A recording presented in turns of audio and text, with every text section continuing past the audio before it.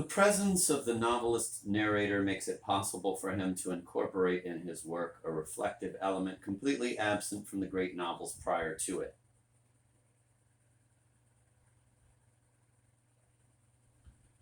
His presence also fulfills other needs, which this time are very closely dependent on the type of metaphysical desire revealed in Proust's novel.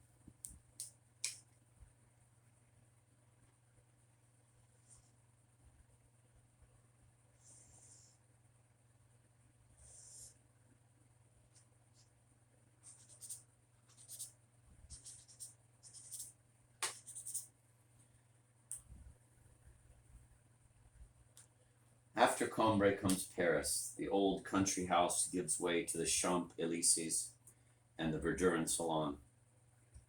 The mediator draws nearer and desire changes shape. Henceforth, its structure is so complex that the novelist must take the reader by the hand and guide him through the labyrinth.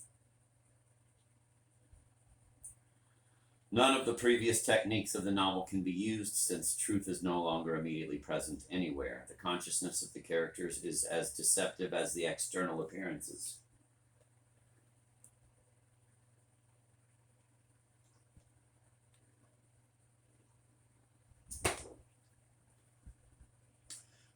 Madame Verdurin, for example, feigns an insurmountable disgust for the milieu of the Grammonts. There is nothing in either her conduct or her consciousness that contradicts that pretension.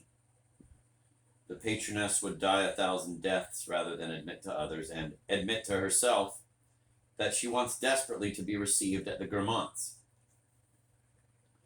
We have reached the stage where ascesis for the sake of desire is no longer voluntary. The lucid hypocrisy of Julian Sorel has been succeeded by this almost instinctive hypocrisy, which Jean-Paul Sartre has named bad faith. Consequently, it is no longer enough to break into the character's consciousness. All the techniques previously used in novels are powerless when faced with this underground duplicity. Julian Sorel conceals his desire from Mathilde, but he does not conceal it from himself. Thus, Stendhal need only violate the intimacy of his heroes in order to reveal to us the truth about their desires. This expedient is no longer adequate. Objective description no longer makes contact with reality, even if the barriers between interiority and exteriority are suppressed, and even if the novelist moves freely from consciousness to consciousness.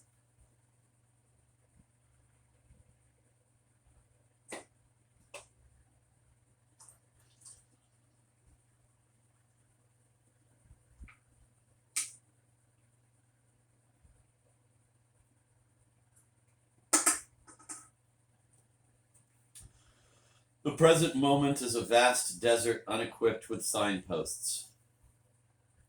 It provides us with nothing. In order to understand that Madame Verdurin's hatred hides a secret adoration,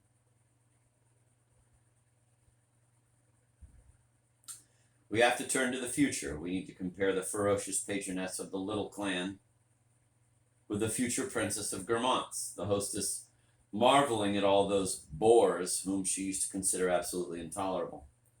The stages of this social career have to be brought together if we are to understand the real meaning. The observations have to cover a long period of time. What is true of Madame Verdurin is equally true of all the other characters, and most of all of the narrator himself. When Marcel sees Gilbert for the first time, he makes terrible faces at her. Only time can show us how much adoration there really was in his strange behavior. The child himself does not always understand what motivates him. We should not expect to find the truth in his obscure consciousness.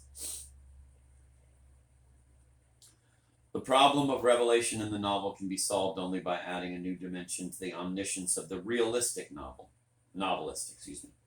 The problem of revelation in the novel can be solved only by adding a new dimension to the omniscience of the realistic novelist, the temporal dimension. Spatial ubiquity is no longer sufficient. There must also be temporal ubiquity. This dimension can be added only if the change is made from an impersonal to a personal style.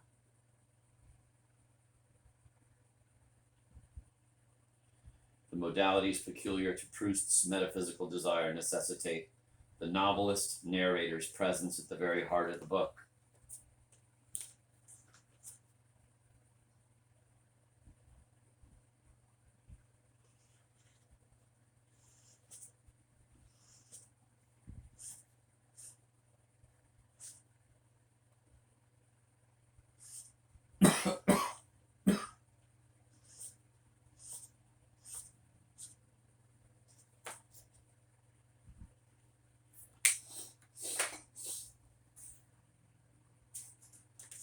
Stendhal and Flaubert never really needed the future or the past, since their characters were as yet neither divided within themselves nor split into several successive selves. Homais remains Homais, and Bernician remains Bernician. It is enough to bring these two puppets together to settle their accounts once and for all. There they go back to back for an eternity of stupidity. They are transfixed forever in the pose in which the novelist has surprised them. The same scene occurs repeatedly with minor variations from one end of the book to the other. Flaubert has no need to use the temporal dimension as a direct instrument of revelation in the novel. Marcel Proust, on the other hand, cannot do without it, for his characters are both inconstant and blind.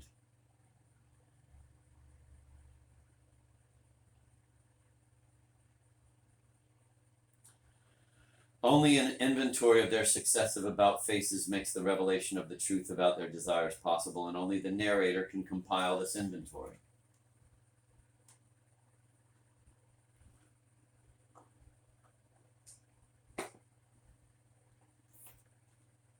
When Madame Verdurin gains admittance to the Faubourg Saint-Germain, the bores turn out to be interesting, and the faithful are declared tedious. All the opinions that belong to the preceding period of her life are abandoned and replaced by contrary opinions. Sudden conversions are not the exception, but the rule in Proust's characters. One fine day, Cottard gives up his terrible puns. He takes up the, quote, cool manner, end of quote, of the great scientist. Albertine changes both her vocabulary and her manners from the moment she begins to move along among cultured friends. Somewhat similar revolutions are strewn throughout the narrator's life. Gilbert withdraws and is replaced by another divinity. The whole universe is reorganized around the new idol. A new self replaces the old. The duration of these selves is long enough. The transitions are gradual enough for the subject himself to be the first to be deceived. He thinks he is eternally faithful to his principles and as stable as a rock. His own about-faces remain hidden from him by the protective mechanisms that work so well. Thus, Madame Verdurin will never realize that she has betrayed her unfortunate followers. And those who belonged to the anti-Dreyfus group and became advocates of a, quote, fight to the bitter end of quote, during the war, will never realize that they have contradicted themselves shamelessly. They solemnly reproach the barbaric Germans for faults which only yesterday they thought were virtues: a fighting spirit, fanaticism for traditions, scorn of effeminate culture. Only the other day they had been accusing the Dreyfus traitors of wanting to sap France of these male virtues. If one were to draw the attention of those involved to these reversals in their ideas, they would answer gravely, quote, that is not the same thing, end of quote.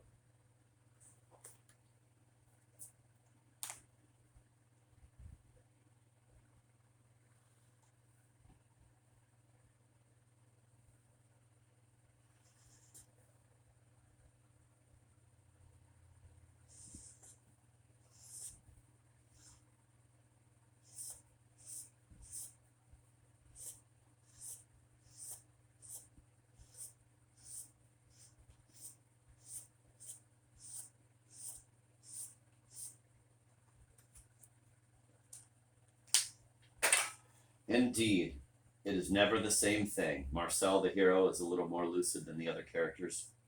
He foresees and dreads the death of his present self, but nevertheless he ends up by forgetting that self completely.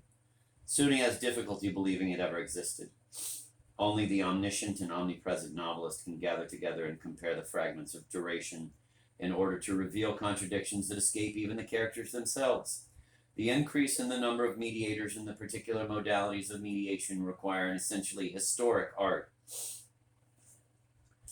In the first moment of Proust's revelation, the character gives us the impression of permanence and fidelity to principles he is trying to give himself. This first moment is the moment of pure and simple appearance. It is followed by a second moment in which unity gives way to diversity, continuity to intermittence, fidelity to disloyalty. The shadow cast by the real gods can be seen behind the painted paper gods, which are the only ones acknowledged by the official cult.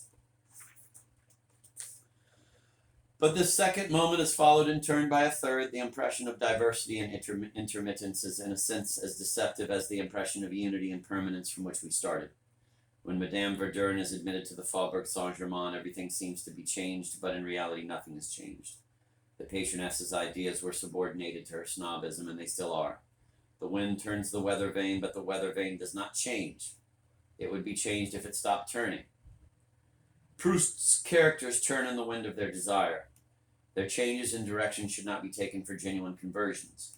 They are always only the result of the changing data of the original mediation, or at the very most, of a change of mediator.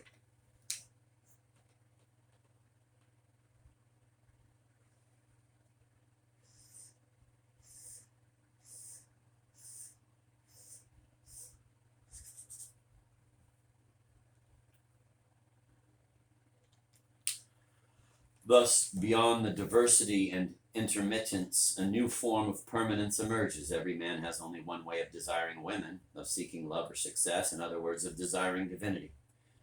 But it is not the permanence of being on which middle-class consciousness prides itself. It is a permanence of nothingness.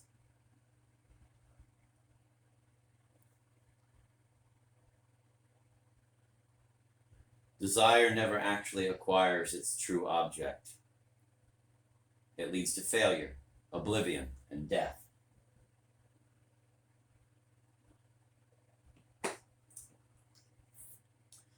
In previous novelists, there is no gap between subjective illusion and objective truth, between the illusory permanence of being and the actual permanence of nothingness. In most of Remembrance of Things Past, Proust's revelation requires an intermediate moment of diversity and intermittence, of heterogeneity and chaos. The presence of this supplementary moment reveals the acute state of ontological sickness. This is the modern moment par excellence. It could even be called the existentialist moment by reason of the exclusive importance given to it by the literary school of the same name. The stage of metaphysical desire we have just described determines Proust's technique in the novel, since it occupies a central position in Remembrance of Things Past. But ontological sickness becomes increasingly serious as one progresses in the novel. This central stage was preceded by Cambrai, and we shall see that it is followed in the last volumes of the novel by an even more acute stage. The effects of ontological sickness become, at that point, so radical that the conditions of revelation in the novel once more undergo fundamental changes. A comparison between the Baron de Charlis and Madame Verdurn clearly reveals the difference between the two final stages of Proustian desire. Madame Verdurn makes no advances, even indirectly, to her mediator. She does not write any extravagant letters. When she moves, bag and baggage, into the camp of the Boers, she cannot be said to have capitulated. On the contrary, it is the enemy who lays down his weapons and surrenders unconditionally. Madame Verdurn clings to her dignity. Charles throws his to the wind. He is always to be found at the feet of the persecutor whom he adores. He does not hesitate to commit any baseness. It is, moreover, this lack of reserve, this inability to conceal his desire, which makes Charles a perpetual slave and a pitiful victim beneath the brilliant outward appearance of a great lord.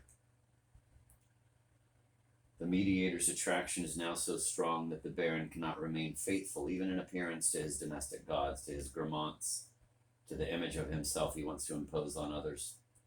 Charles' mediator is closer than Madame Verdurn's. This is the explanation of the Baron's inability to regain what he believes to be his camp. It is this which brings about his perpetual exile in the enemy camp, whether the enemy is chauvinist France or the Verdurn Salon. In comparison with the deep-rootedness of Cambrai, Charles is the embodiment of a rootlessness even more total than the Verdurn chauvinism.